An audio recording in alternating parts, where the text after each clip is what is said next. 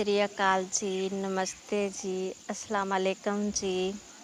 आज मैं आप सबसे कुछ अहम बातें शेयर करने जा रही हूँ। अगर आप सबको मेरी किसी भी बात पर बुरा लगे तो मैं आप सबसे माफ़ी मांगती हूँ। आज हमारे देश के जो हालात हैं वो मैं समझती हूँ हमारे भारतवासी हर कोई इससे वाकिफ़ है, लेकिन फिर भी हमारे देश में कुछ पर्सन लोग जातिवाद को तहज इस तरफ से फैला रहे हैं कि सच को झूठ, झूठ को सच बनाकर हमारे देश में पेश किया जा रहा है,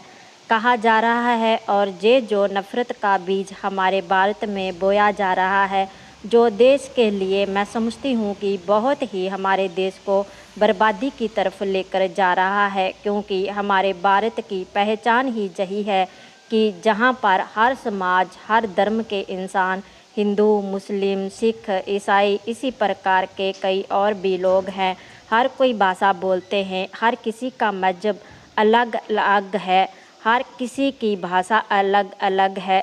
इसके बावजूद भी इस तरीके से हमारे भारत में मिलजुल कर रहते हैं, ये तमाम दुनिया के लिए एक मिसाल है। लेकिन आज जो हालात पर गौर करती हूँ तो बड़ी तकलीफ़ होती है जब हमारे देश में महामारी फैली हुई है, वायरस कोविड-19। इसके बारे में अगर बात करें तो हमारे देश में, जहाँ पूरी दुनिया में, जहाँ पूरे देश में ये मालूम पड़ गया था कि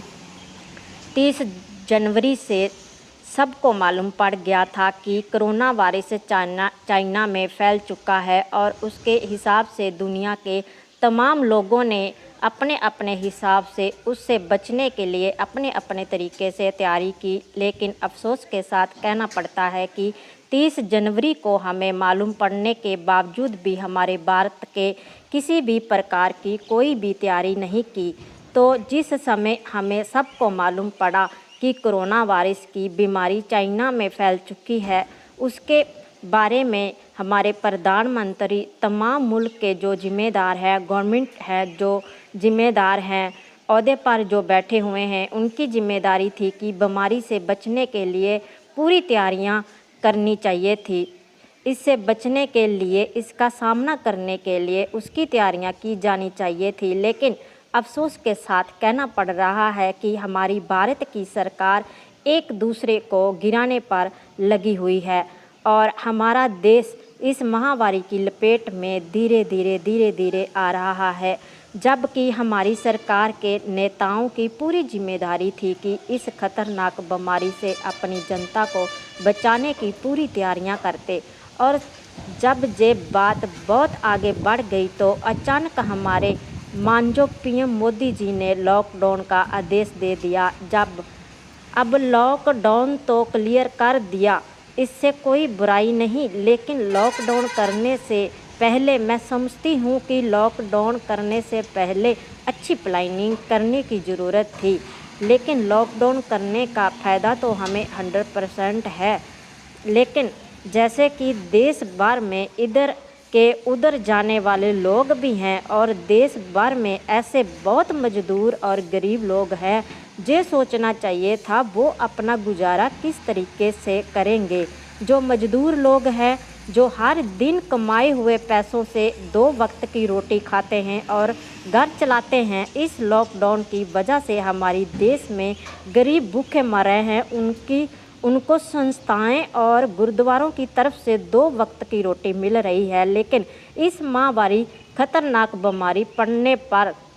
इसका ध्यान नहीं दिया गया, पर बीमारी को भी हिंदू मुसलमान में भी रंग दिया गया। लेकिन अफसोस, सोशल वर्क पर देखा जाए तो व्हाट्सएप, फेसबुक पर उनकी सुबह ही हिंदू मुसलमान पर होती है। बहुत ज़्यादा लोग जो हिंदू मुसलमान वगैरह वगैरह करते हैं, शर्म आनी चाहिए उन लोगों को जो हिंदू मुसलमान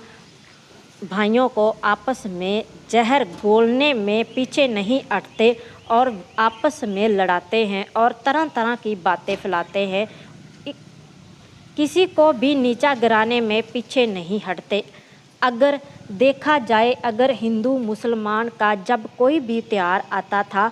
जब अगर दिवाली आती थी तो हिंदू के कुछ फ्रेंड के घर जान पहचान के मुसलमान भाई एक साथ बैठकर खाना खाते थे और जब अगर ईद आती थी तो हिंदू भी मुबारकबाद देने उनके घर जाते थे और मिलकर वहाँ साथ मिलकर सेवियाँ खाते थे, घर में एक साथ खाना खाते थे। जहाँ हमारे देश में उस वक्त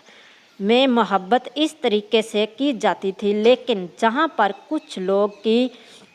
इस नफ़रत की आग में पूरी तरीके से लोबिस हो चुके हैं, वो इस तरीके से खींचना चाहते हैं और लोगों को भी इस तरीके से बताना चाहते हैं कि हिंदुस्तान का जो मुसलमान है वो देश का मुसलमान नहीं है। जबकि जहाँ पर देश की आज़ादी की जो लड़ाई हुई तो इसमें किसी का समाज ने बढ़कर हिस्सा नहीं लिया। जहाँ पर जब आज़ादी की लड़ाई लड़ी तो हर समाज का इंसान शहीद हुआ था, वो चाहे हिंदू हो, मुसलमान हो, सिख हो, ईसाई हो, हर किसी ने अपना अपना रोल अदा किया था। उस समय जो सबके दिलों में मोहब्बत थी वही आज धीरे धीरे नफ़रत का बीज बोया जा रहा है और इसे ख़त्म करने की कोशिश की जा रही है। मैं आपसे यही गुजारिश करती हूँ कि आप सब लोग मिलकर रहिए और अगर देश में कामयाब होना है तो हिंदू मुसलमान करना छोड़कर इस झगड़े से बाहर आना होगा। जे कहिए हिंदू, मुसलमान, सिख, ईसाई हम सब हैं भाई भाई। मैं सबको यही गुजारिश करती हूँ, अपील करती हूँ, अगर कोई भी नफ़रत फैलाने वाली पोस्ट चाहे वो हिंदू की तरफ से आए चाहे वो मुसलमान की तरफ से आए, उस पोस्ट को शेयर ना करे, ना कोई गलत पोस्ट करे, ना किसी पोस्ट पर गलत कमेंट करे। इसी पर मुझे एक शेर याद आ रहा है, दुश्मनी जम कर करो मगर जे गुंजाइश रहे, दुश्मनी जम कर करो मगर जे गुंजाइश रहे कि जब हम दोस्त हो जाएं तो शर्मिंदा ना हो। जय हिंद, जय भारत।